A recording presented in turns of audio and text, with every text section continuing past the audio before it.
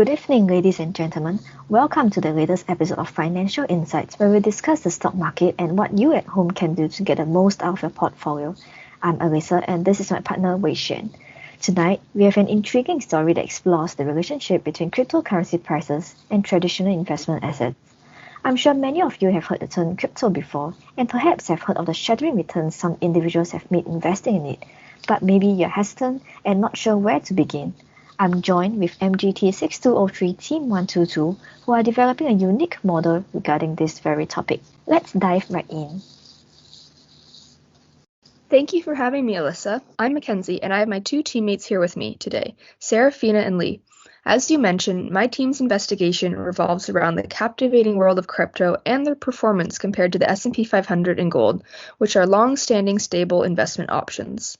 The promise of explosive returns has captivated investors, many willing to take on the risks that follow. We sought to analyze crypto's returns to better understand if the risks really are worth it. Could you speak of some key questions you aim to answer as you commenced your investigation? Absolutely, Wei. Our research addresses two problems. Firstly, will any individual crypto or a basket of them provide higher risk-adjusted excess returns than market or gold? Our initial hypothesis was that a basket of the 5 largest cryptocurrencies, based on market cap, would have the potential to outperform the S&P 500, which we use as a reference to market, and gold, a traditional safe haven asset.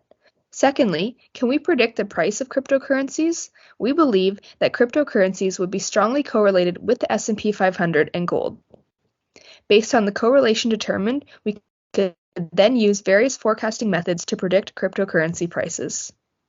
So how did your team approach this study, and what data did you analyze? We will discuss this in 4 steps. Step 1 is data preparation, where we extract, combine, and transform data into usable form. For step 2 and 3, we use various models such as linear regression, ARIMA, and random forest to prove our hypothesis. Step 4 is where we evaluate our results and provide insights and recommendations. Can you walk us through in more detail the 4 steps, starting from the data preparation phase? Sure.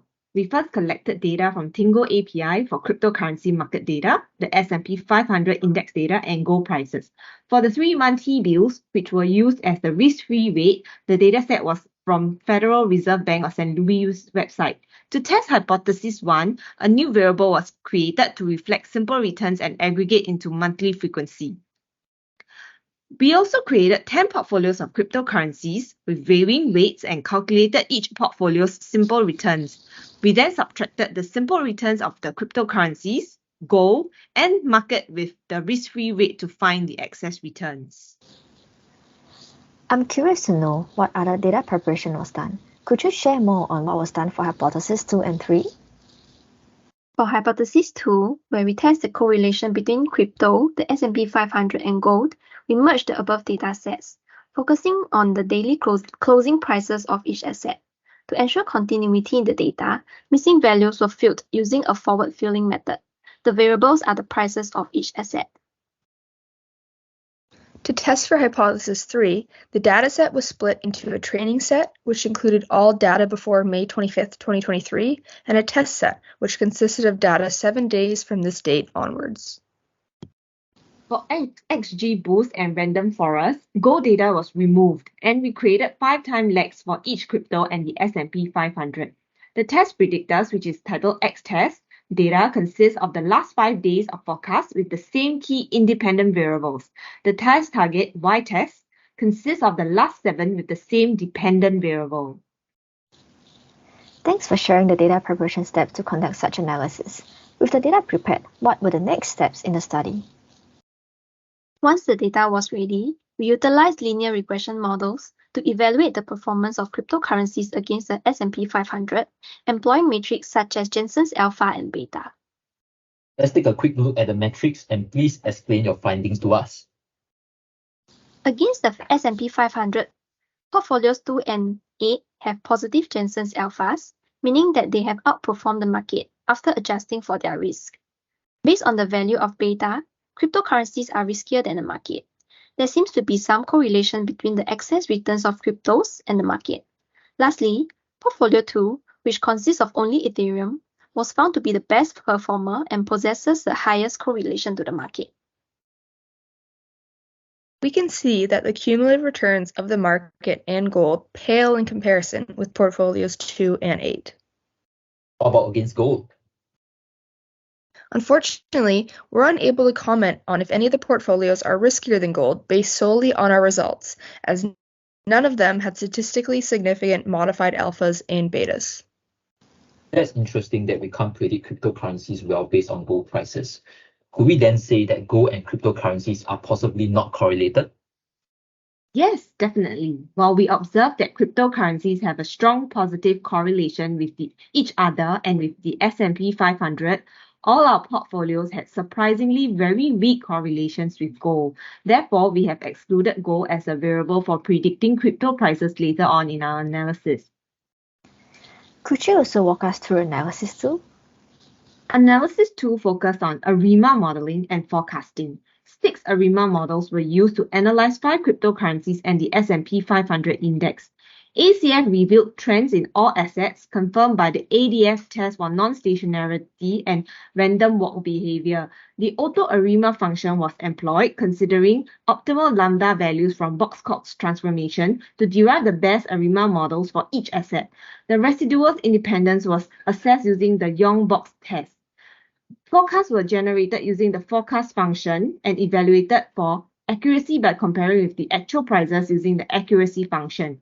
This systematic and rigorous approach employed provides valuable insights into performance of cryptocurrencies and the market. Wow, interesting. How about for XGBoost and Random Forest? How did you implement the research for those methods? A direct forecasting strategy was employed for XGBoost and Random Forest models. Separate models were trained each time distance in the data, resulting in 7 models for the 7-step forecast. For Random Forest, the algorithm was used with hyperparameter tuning using a grid search method. Similarly, for XGBoost, the algorithm was utilized with hyperparameter tuning. The models were evaluated using the accuracy function by comparing forecasted prices against actual prices. This approach allowed for detailed analysis and evaluation of forecasted prices, showcasing the level of precision in the modeling process. Based on the Theus U values, forecasts of Cardano, Bitcoin, and Ethereum are better than guessing. However, none of forecasts for Binance Coin and Ripple are accurate, given that the Theus U values are greater than 1. In summary, our key findings include: number 1, Ethereum can outperform the S&P 500 individually, and a portfolio of cryptocurrencies can also outperform the S&P 500. Number 2, cryptocurrency portfolio showed weak correlations with excess gold returns, and no portfolio showed statistically significant results outperforming gold. Number 3, cryptocurrencies demonstrated a strong correlation with the S&P 500 and a weak correlation with gold. Number 4, Random Forest and XGBoost performed better than ARIMA for predictions. And finally, Cardano, Bitcoin, and Ethereum prices were accurately predicted among the selected cryptocurrencies. Did your team face any challenges doing the research? There were several challenges faced, including having incomplete Binance Coin data from Tingo API, which was resolved by deriving Binance USD prices to other currency pairs, computationally lengthy hyperparameter tuning for time series forecasting, non-stationary data requiring transformations for accuracy, limited predictors due to computational constraints, short data period, given the rapid cryptocurrency market and the need for robust models, an inability to effectively predict Binance Coin and Ripple prices, and focusing on comparing cryptocurrencies with only the S&P 500, thereby disregarding other indexes. Do you think there are any areas you would like to improve and share with us in future? Certainly, we could firstly explore the optimal number of time lag predictors and utilize more models to enhance crypto price predictions. Secondly, we focused on only the top 5 cryptos based on market cap, which limited the generalizability of the results. In the future, we could analyze a wider range of cryptos with more diverse characteristics. Thirdly, we focused on only 10 portfolio weights. As certain crypto portfolios exhibited promising performance metrics, we could explore alternative weights beyond the ones examined, potentially potentially uncovering valuable insights. Overall, addressing these areas would enhance the accuracy and applicability of the findings. Before we end our show, our viewers would really love to hear one key piece of advice from you, the experts. What are your thoughts? Crypto or no crypto? Our advice is as follows. For risk-averse investors, consider investing in traditional commodities like gold, which are less volatile and align with the performance of the S&P 500 and Treasury bills. For those with a higher risk appetite, allocating a portion of your investment funds to cryptocurrencies may indeed yield excess returns, particularly when holding them over a longer horizon. Thanks to Team 122 for sharing their fascinating research. To our viewers, thanks for tuning in to another episode of Financial Insights. Until next time.